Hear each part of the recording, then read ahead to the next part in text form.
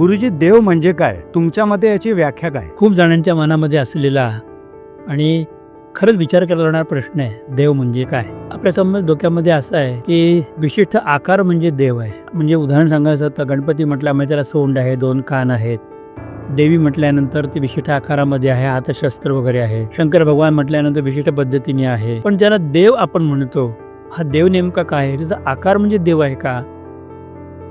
मुद्दा असा आहे की आकार म्हणजे देव नाही, तर देव शब्दाचा अर्थ संस्कृतमधला आणि शास्त्रात सांगितलेला देव म्हणजे प्रकाश, ज्याच्यामुळे जीवनातला अंधकार दूर होतो आणि ज्याच्यामुळे आपल्याला दैनंदिन जीवनातली वाटचाल करण्यासाठी योग्य तो लाईट आपल्याला मिळतो, त्याला देव म्हणतात. पण उदाहरण सांगतो, आपण एखाद्या जंगलामध्ये आहोत, अंधारामध्ये आहोत, आपल्याला जंगल पार करायचं, रस्ता माहिती नाही, गुगल चालत नाही आहे, आपल्या हातातला मोबाईल काम करत नाही आहे, त्यावेळेला एखादा छोटासा दिवा, मिनमिनटा टॉर्चसुद्धा आपल्याला खूप मदतीला येतो.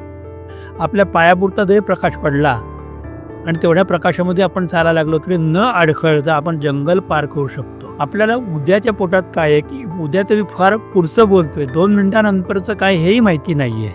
तर त्यामुळे आम्हाला प्रत्येक वेळेला प्रकाशा पाहिजे. आणि याचं सगळ्यात मोठं वैज्ञानिक उदाहरण म्हणजे असं की ही जी काही सृष्टी आहे, निसर्ग आहे, की ज्याला आम्ही देव मानतो, कोणी निसर्ग म्हणत असेल, या सगळ्यांनी आम्हाला जे दृश्य दिसतं, हे दिसणारं दृश्य प्रकाशामुळेच दिसतं. मग जर बाहेरचा प्रकाश आम्हाला दृश्य दाखवतो, तर आतला प्रकाश आम्हाला जीवन दाखवतो. तो दिवेस्पृह सर्वदुर्ग व्यासो, म्हणजे जो प्रकाश देतो, आम्हाला पुढं जाण्याचा मार्ग दाखवतो, त्याला आम्ही देव म्हणतो.